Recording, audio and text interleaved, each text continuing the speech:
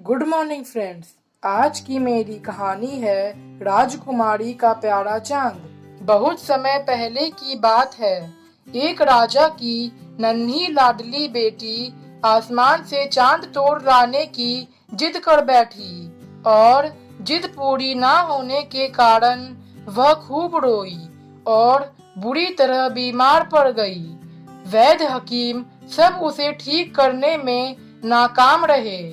जब राजा को कोई उपाय ना समझ आया तो उन्होंने अंत में अपनी प्यारी बेटी के प्रेम में भावुक हो यह घोषणा कर दी कि जो भी व्यक्ति उसकी बेटी के लिए चांद तोड़ कर लाएगा उसे वह मुंह मांगा इनाम देंगे।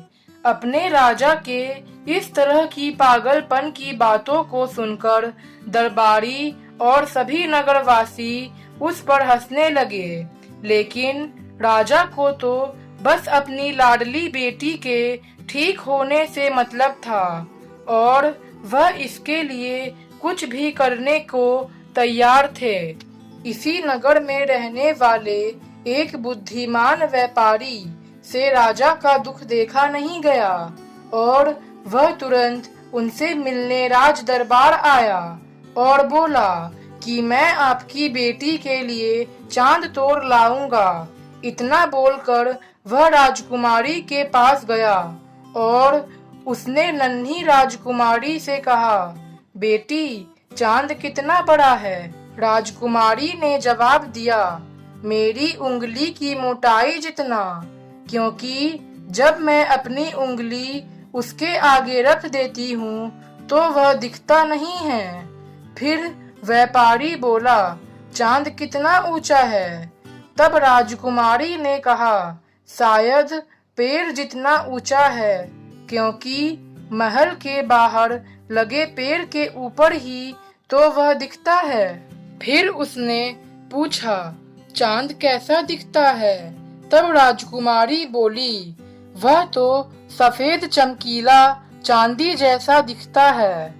व्यापारी हंसकर बोल उठा, ठीक है, मैं कल ही चांद तोड़कर आपके लिए ला दूंगा।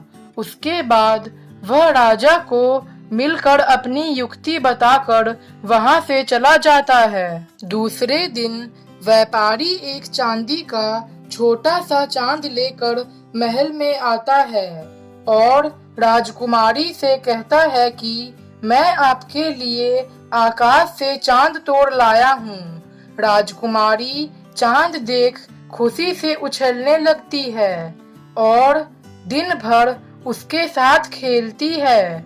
अपनी इच्छा पूरी होने से उसकी तबीयत भी ठीक हो जाती है, पर इसके बावजूद राजा को एक चिंता थी।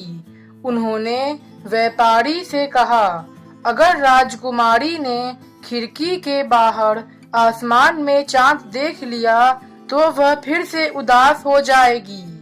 तब व्यापारी ने कहा कि उसके पास इसका भी समाधान है। वह राजकुमारी के पास गया और खेल खेल में पूछा, आपको पता है जब किसी बच्चे का दांत टूट जाता है तो क्या होता है?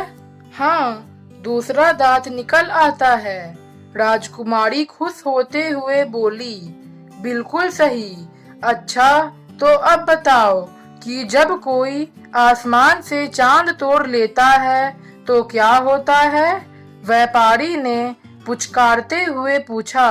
तब राजकुमारी फिर से मुस्कुरा कर बोली, हाँ, वहाँ दूसरा चांद निकल आता है। अरे वाह, आपको तो सब पता है।